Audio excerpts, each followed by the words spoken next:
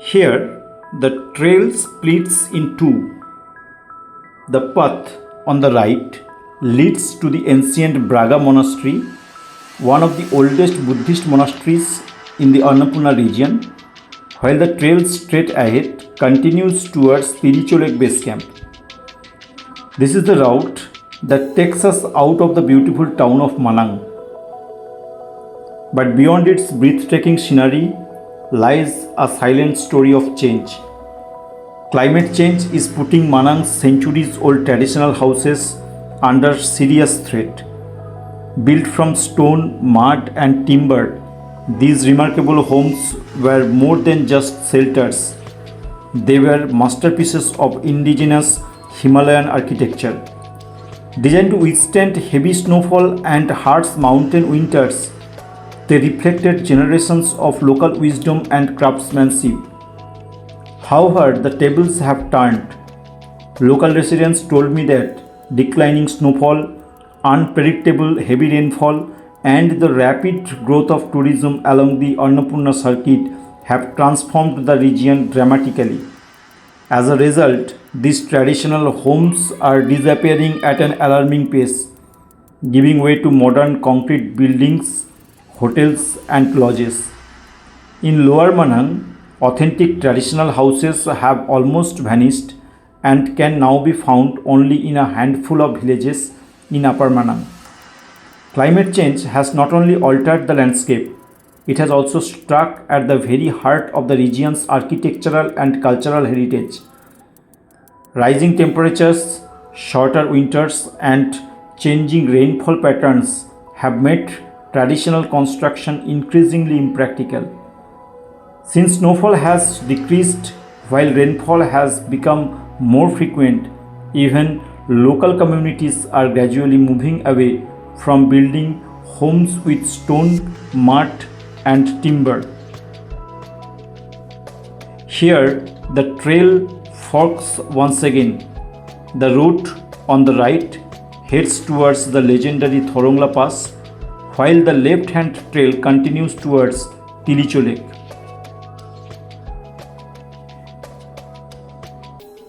What I was speaking, yet these traditional houses are living symbols of Himalayan civilization, constructed entirely from locally available materials and perfectly adapted to the mountain environment.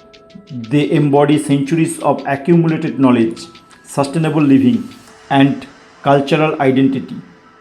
Their thick stone walls and mud plaster act as a natural insulation, keeping interiors warm during freezing winters and pleasantly cool in summer. A little further ahead, we come across another fork. The road to the right leads to Khangsar Village, whereas the left-hand trail once again takes us in the direction of Tilicho Base Camp.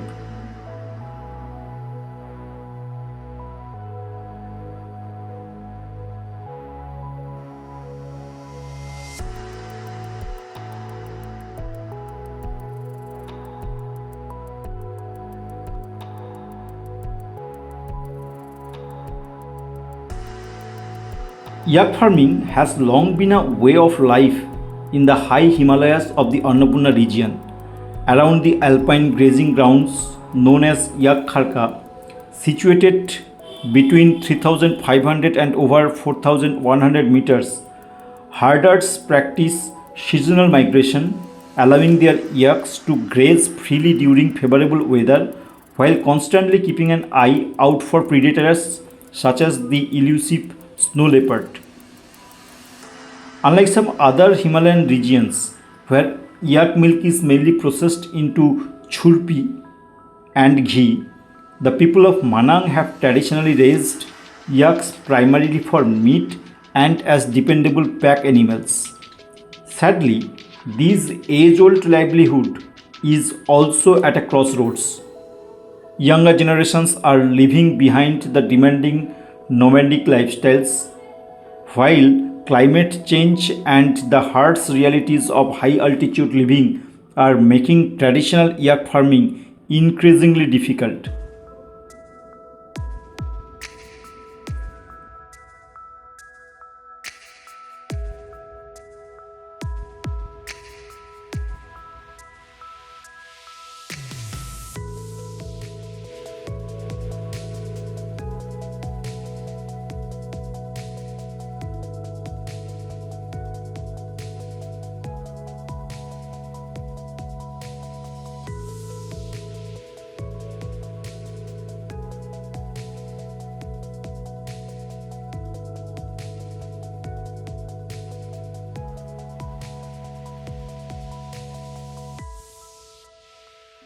This is the trail that eventually leads to Tilicho Base Camp.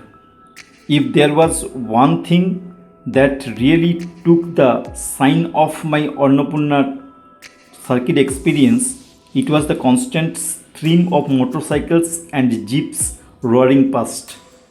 Every few minutes, clouds of dust and exhaust fumes filled the air, shattering the tranquility that makes these mountains so special.